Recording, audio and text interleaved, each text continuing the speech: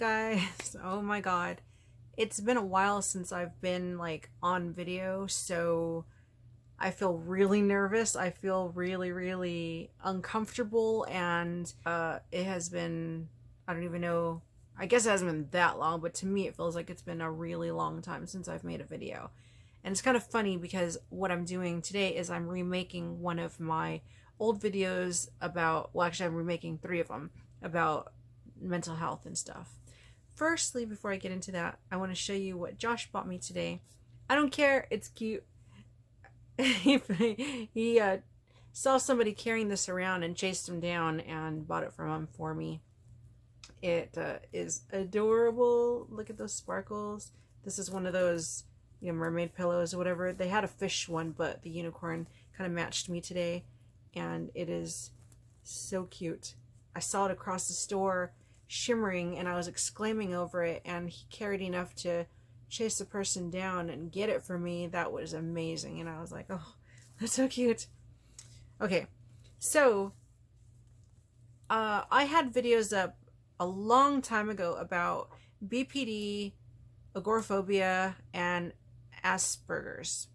And the BPD one was so old, I did it one day when I was sick, like maybe 10 years ago. The Agoraphobia one I did, and that one I spent a good half of the video bitching about my ex's family and how they were disrespecting me. And the Aspergers, I always say Aspergers, the Aspergers one, I also feel like I kind of flubbed. So I'm gonna make a simple video combining information on all 3 and linking one other article that is very long if you guys want more information about it. And I just thought if I put it all together, it might be a little bit easier to understand and maybe a little bit more helpful, because I don't really want videos up talking about my ex and talking about his family and things like that. I mean, if I was going to talk about that stuff, trust me, I have more to say than what I've said on those videos, but I'm not going there right now. So I will start off by saying that I was diagnosed with BPD when I was about 19 or 20 years old. When I was first told about it, I guess it was fairly new. Not a lot of people talked about it. It wasn't like there was no internet like there is today. I mean, this was back in the early thousands. I'd say the late 90s, early thousands, because I'm going to be 43 soon. So it was a while ago. And there was no way to really research anything. I wasn't really talked to, given a lot of information or anything like that. It was just like, hey, you have borderline personality disorder. Come back next week. And I was like, I'm schizophrenic? No, I'm not. And I just left. I didn't really look too much into it, because to me, borderline personality disorder sounds like schizophrenia, and I was like, I'm not schizophrenic. So I shrugged it off and I didn't really pay attention to it. Years later, I found a book, which is, I'm going to read you some stuff about BPD here, very little. My best advice to you is to look online, because you can find anything online nowadays, or if you happen to stumble across a physical copy of this book called I Hate You, Don't Leave, that is the best explanation of BPD I could offer you. That book is amazing. It is so thorough, and it explains situations, it explains all kinds of scenarios, everything. And I remember I found it in a used bookstore, and I saw it was about borderline personality disorder, and on a whim I bought it. And when I read it, I felt like my whole identity had been taken away from me, because everything I thought I knew about myself and everything I thought that made me special or unique or who I was right there in the pages of that book. It wasn't me being me, it was me being a condition, and that took quite a bit to try to get my head around, because you always think that you are special, you are the sum of everything you've been through, and in part that's true. But when you have a condition like BPD, you are also very, very much defined by that condition, and a lot of who you think you are or what seems normal to you is just the condition. And I found that to be true with me and with a lot of people that I know that have different conditions, including BPD, and it just, it really sucked. But I found tips and tricks to help me through it along the way, and it's still a struggle, but not as bad, depending on the person that you're with and how much they're willing to help you understand what you're going through, and kind of, if they go along with you, it makes the whole thing a lot easier than if they don't care, or they push you away, or they just fight you on everything. If they help you through your ups and your downs and your issues, it does go a lot better. Along with BPD, I had been asked many times if I had a form of autism, and I got insulted by that as well, because I'm like, I'm not autistic. There's nothing wrong with me. I'm fine. And again, it's not something I ever looked into. One day, I don't know why, maybe it was because a whole bunch of people at one time had come to me saying, I think you have Asperger's. You should look into it. And I was like, fine, I'll read up on it. I did. And again, it was another slap in the face. Oh my God. A lot of things in my life that I thought were just me. Why am I so different? What is wrong with me? Why am I not like everybody else? You know, why am I this way? A lot of that was also explained with the Aspergers. And there's a list that I have. Well, it's an article. It's called Females with Aspergers, and that's what I'm going to list in the description. And that is 98% me. Boom, boom, boom, boom, all down the line. I'm not going to read you that article because it's too long. I've taken notes and put a tiny little snippet from other articles here. That's just a general Asperger's thing. But if you followed me for a while, you'll know that most of my life I've been alone. I've been weird. I'm a kind of weird person. Not because I try to be weird or different. I'm just me, and a lot of people don't like me because of that, because of the way I am, because of the way I talk, because of how I present myself, because of my life choices. And these are just, I don't try to be a bad person. I don't try to be anything other than what I am. I just make bad choices. I guess they're bad. They're considered bad in other people's eyes. Me, it's in the moment, it's what feels right. In my head, it's right.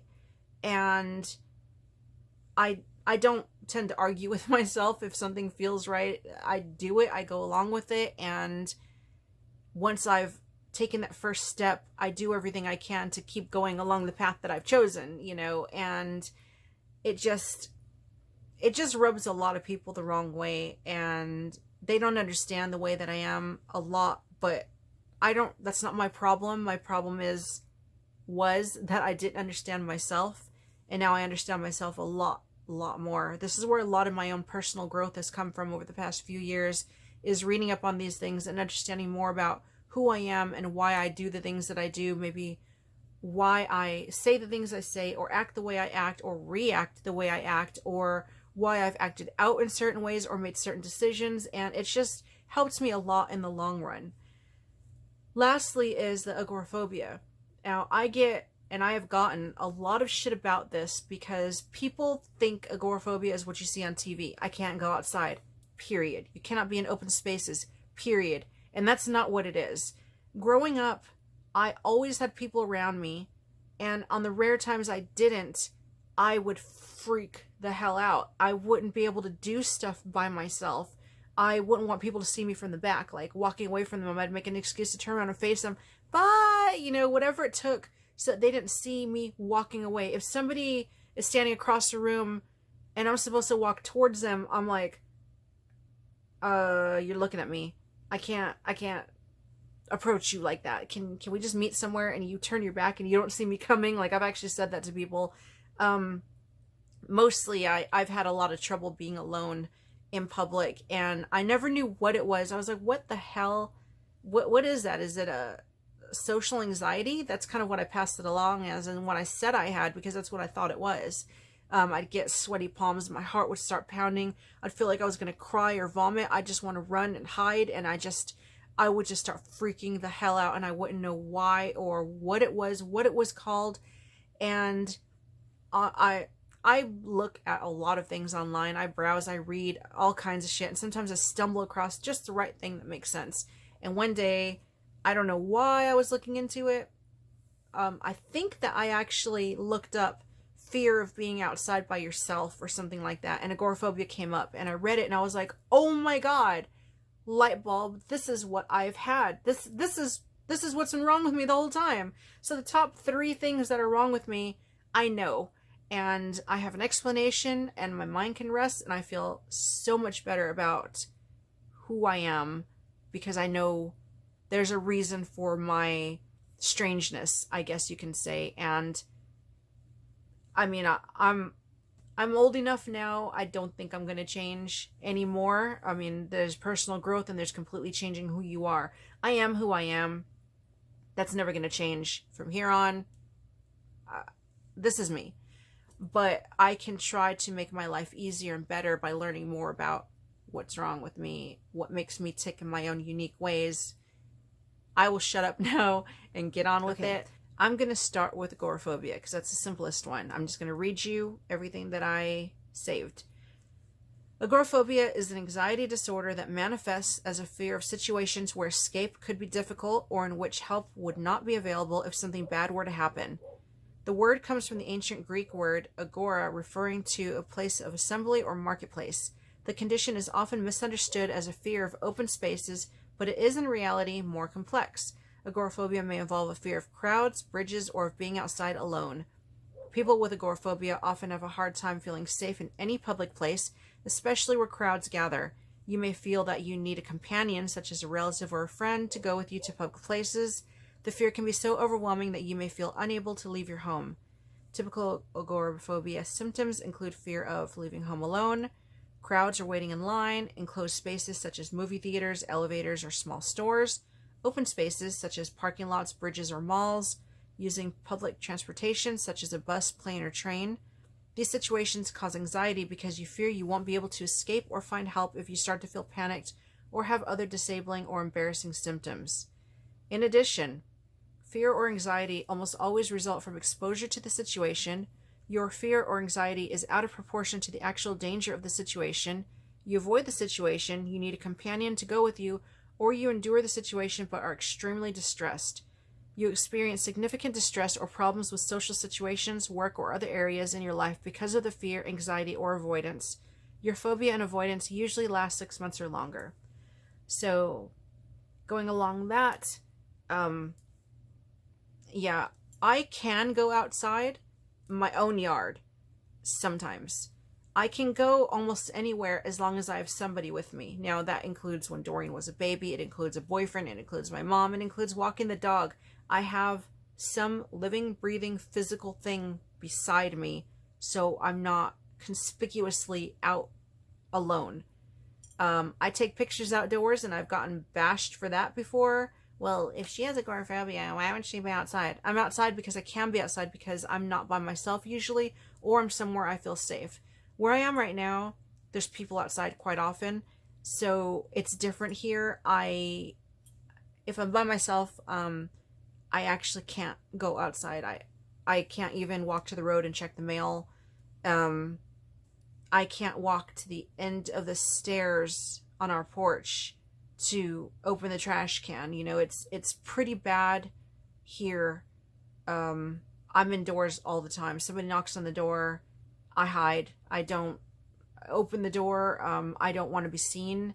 I don't want to see other people. I just don't feel safe in general. But if we're in a restaurant or we go shopping and it's a store somewhere I've never been and I have to go to the bathroom or something, I have to be walked there. And Josh has to wait outside the bathroom door. If he leaves and I come out and he's not there, I freak out. I stop and I'm like, what do I do? Where is he? What's happening? What's happening? And it's so hard to keep my my calm and not be like, Josh, right? You know, it's really, really hard. But luckily he knows, and he's only walked off like once or twice. And I told him, please, please don't do that.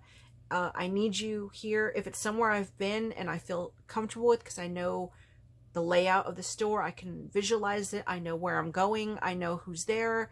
I know where the exits are. I know where the bathrooms are. I'm fine. A lot of times when we leave the house, and I'm like, it's going to be a long drive wherever we're going, I start to get stomach cramps and I start to panic, and I'm like, oh my God, I shouldn't have left the house. I shouldn't have left the house. Oh my God, I might need a toilet. I'm freaking out. We need to pull over. I have to go to the bathroom right now. I have to go. I have to go. And I'm thinking, fuck, I'm gonna like shit myself or something, you know. I can't handle this anymore. And I start to freak out, like my stomach is cramped up in agony, and I'm like, I'm in so much fucking pain, and it is so embarrassing. But as soon as I get to a toilet, I'm fine. I don't actually have to go. It's just freaking out. I just freak out. And when I was with my ex, a lot of times we'd be on the bus together and I'd start panicking and freaking out. And there's been a couple of times we've actually had to get off the bus because I was just like, oh my God, I feel sick. I feel really dizzy. I feel like I'm going to pass out. I feel really sick. We need to go. We need to go. We need to get off now. And we've gotten off, which in New Zealand is really, really not a good idea because the bus system is really screwed up there. And it just like triples your trip time trying to get home and stuff. So that made life really hard as well. It's just something that luckily I haven't had to deal with too much, because before I meet somebody, I always tell them these 3 things. I tell them what I need from them, how to help me through it, and if they can't handle it, well then I can't be with them, because I know that my life is going to be really hard. It's hard enough without the support, or it's hard enough with the support. Without the support, there would be no relationship. There's just no way I can function without somebody there who understands and who's willing to work with me, and not get annoyed because I need to be walked to the toilet like a 5-year-old and you cannot leave. You have to stand right outside the bathroom. You know, I mean, I know it gets annoying, but luckily Josh he's so chill. He doesn't even mind. He just takes it all as it comes. Onward, BPD. So, borderline personality disorder is a condition characterized by difficulties regulating emotion. This means that people who experience BPD feel emotions intensely and for extended periods of time, and it is harder for them to return to a stable baseline after an emotionally triggering event. I never finished my story. Time out. I was diagnosed with BPD, the Asperger's thing. It turns out when I went to New Zealand, I'd seen some counselors there. I went to counseling. I went to grief counseling after my dad died. I saw a counselor, I think, 3 separate counselors aside from that, one for marriage counseling for my first ex over there, and then I went to go see a counselor. I really needed somebody to talk to, and I started going to counseling there, and it turns out I was diagnosed by them in New Zealand with Asperger's, but they didn't tell me this like they did in America. Hey, you have this. They actually didn't say anything to me. And it wasn't until I got my medical records back from New Zealand and I looked through everything that way back, like the first year that I was there, he wrote down that I had that. So that was really interesting and very odd to me, considering I looked it up myself, and after being told that people thought I had it, and I thought it fit, and then it was also written down that the doctors thought it fit as well. And a lot of the symptoms of Asperger's crosses over with what I feel with the BPD. So I'm not quite sure what's BPD and what's Asperger's, because some of the stuff seems very similar. And like, as far as BPD, there are certain things with BPD that I don't do, that symptoms that I don't have.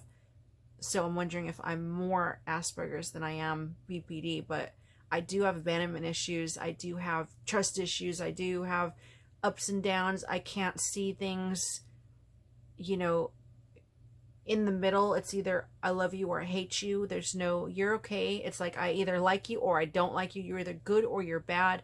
When I'm arguing, say if I argue with Josh or I've argued with an ex in the past, in that moment when we're arguing, I'm like, well, they don't love me. I can't feel love at the same time that I'm arguing. And if they're like, Josh, he'll fight with me, but then he'll still tell me he loves me. And I'm like, how can you be mad at me but still love me?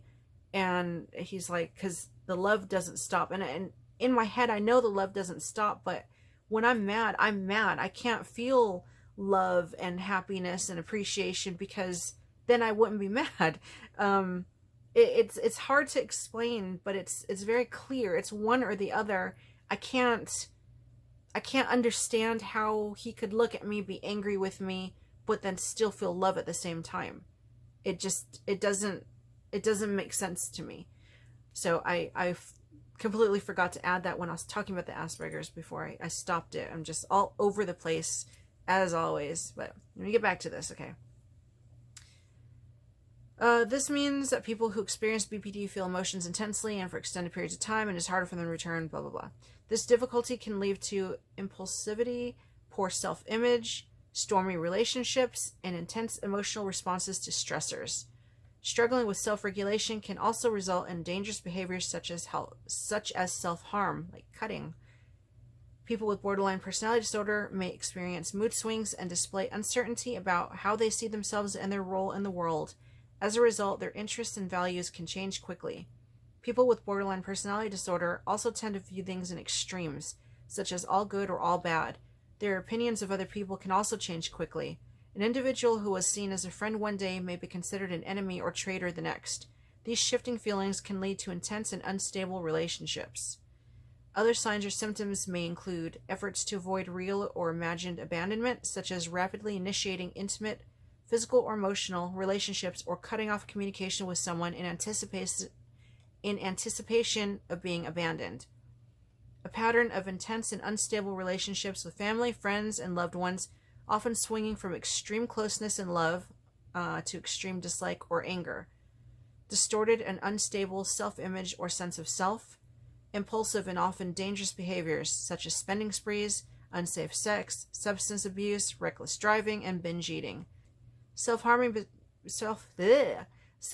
behaviors such as cutting, recurring thoughts of suicidal behaviors or threats, intense and highly changeable moods with each episode lasting from a few hours to a few days, chronic feelings of emptiness, inappropriate intense anger or problems controlling anger, difficulty trusting, which is sometimes accompanied by irrational fear of other people's intentions, feelings of dissociation, such as feeling cut off from oneself, seeing oneself from outside one's body, or feelings of unreality. So I fit most all of that. It's in the book, certain things that I don't fit. Like I wouldn't cheat on Josh. I wouldn't just randomly go off and have sex with a stranger. But I can be bad with money. I can, but I can also manage it. I like cheap stuff, so I'll buy a whole bunch of cheap stuff. I am bad with the cutting. I used to cut myself a lot. I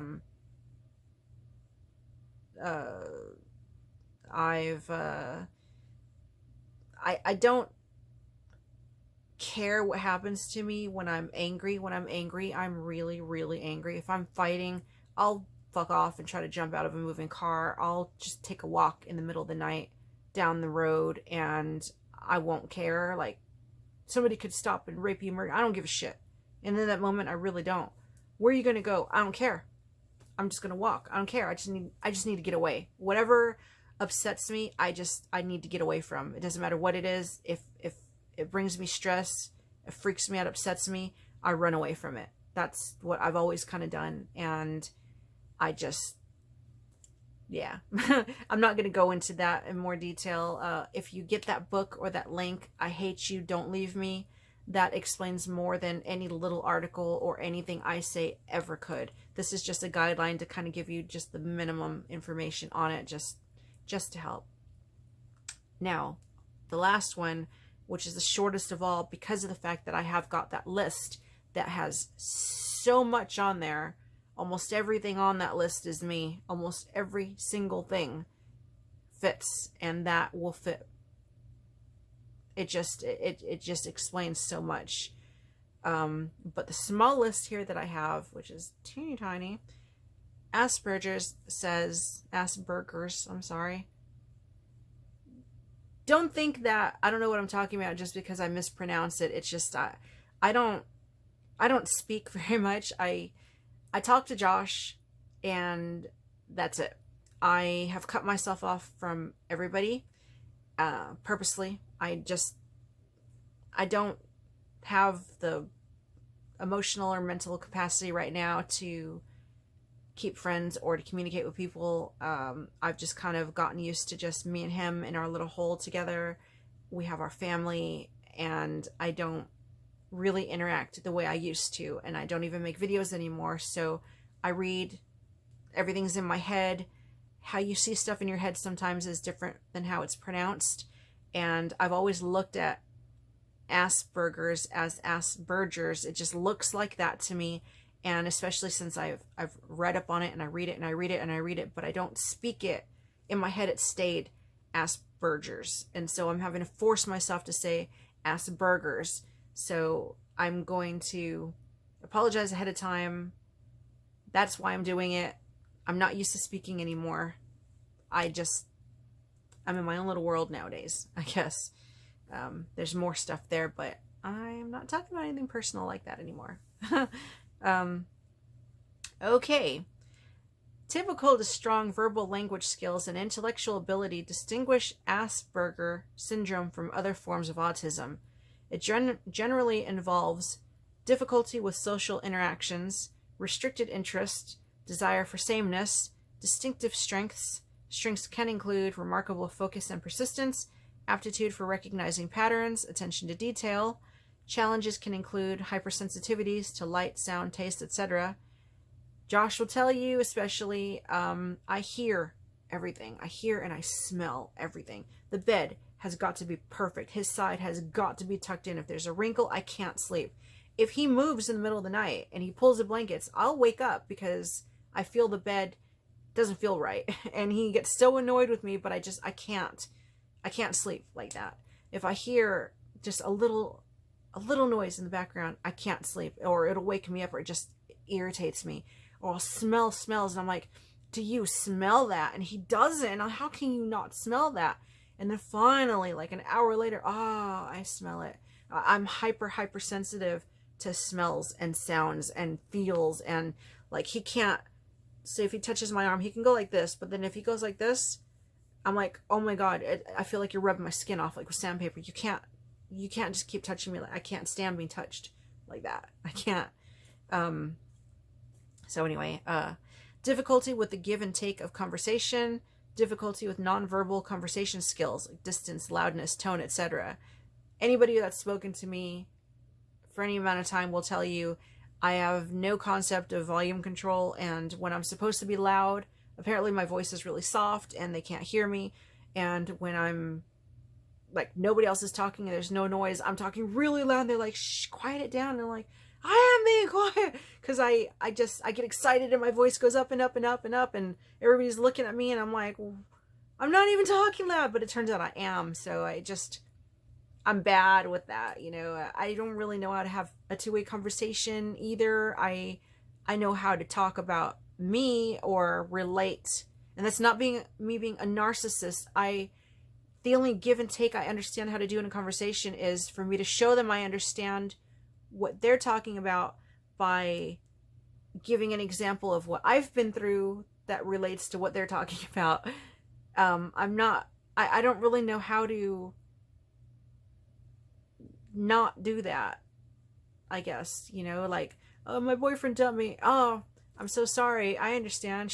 I had a boyfriend that's how I do it. That's how I do it. And I don't mean to make it about me. I don't know what to say. And I try to keep the conversation going, and it's really hard. I try to be there for people, but I don't know what to say. And the less time I spend around people, the more and more obvious my lack of any kind of social skills has become to me. And it's, I don't know. It's not good. Anyway, two more things. Uncoordinated movements or clumsiness, and anxiety and depression. This list, like I said, is really short. That's all it has. This other one is, I mean, they've got section A down to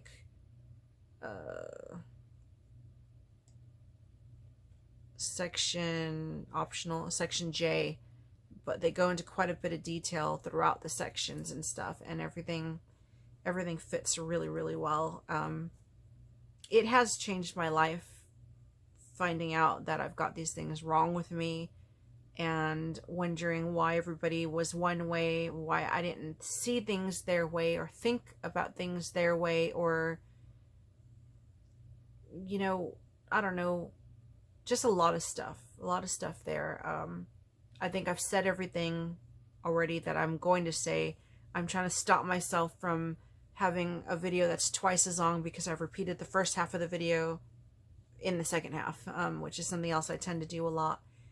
So I don't really know what the point of this video is, except that I wanted to get rid of the videos where I was more wrapped up in my ex, and where I was bumbling around and I wasn't too sure, didn't explain myself very well, and kind of combine the three and give just a base amount of information and some links where you could look into it yourself if you wanted to, and kind of explain how this affects me and who I am, and how those things have made me into the person that I am, and then also clear some stuff up as far as how I can be outside or things like that. You won't catch me doing stuff by myself ever, never.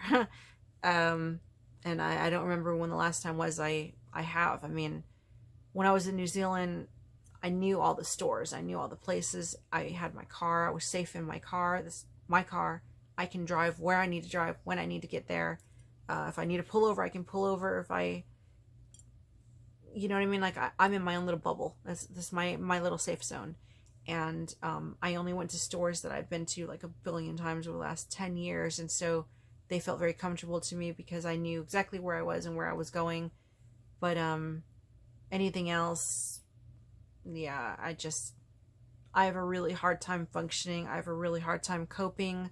I have a really hard time with a lot of things, and I have, my temper is really quick. I get pissed off so fast. That's why I have a really hard time, or I used to actually. Now I'm more numb to everything, but before I had a really hard time with people trolling me, because I'd instantly get mad and like just start shaking and want to fucking murder them and picture all these ways I wanted to fucking kill this anonymous person, and I couldn't just keep my cool and troll them back because my temper and my emotions have always been so high.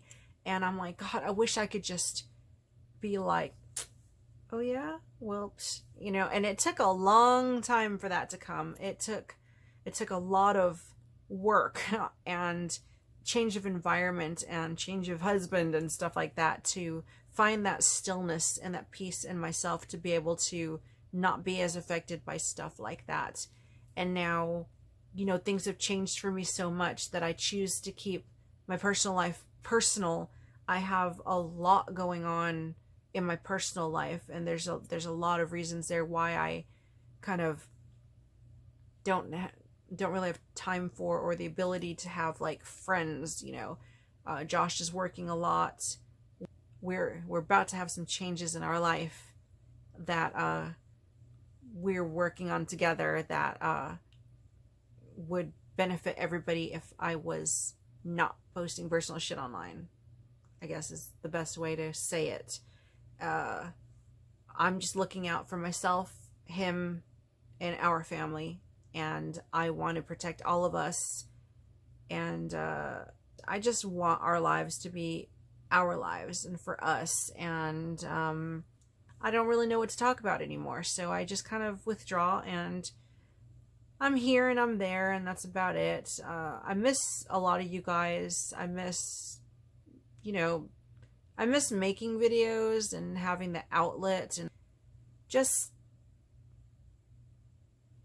not knowing that everything I say and everything I do is being watched.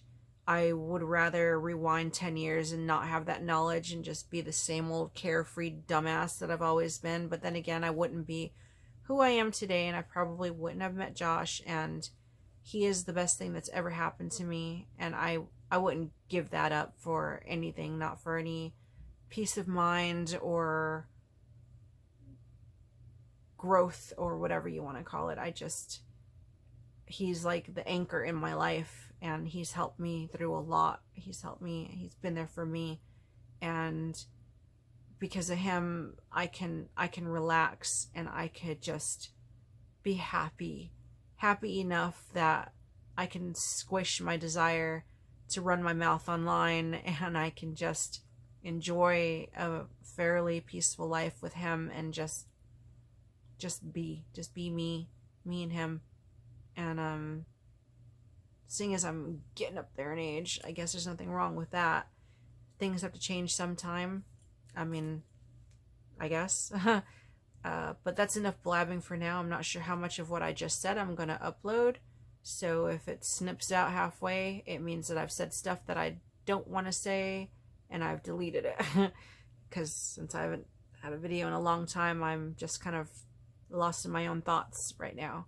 But I'm going to go have some dinner, and I will see you guys, I'm not sure when.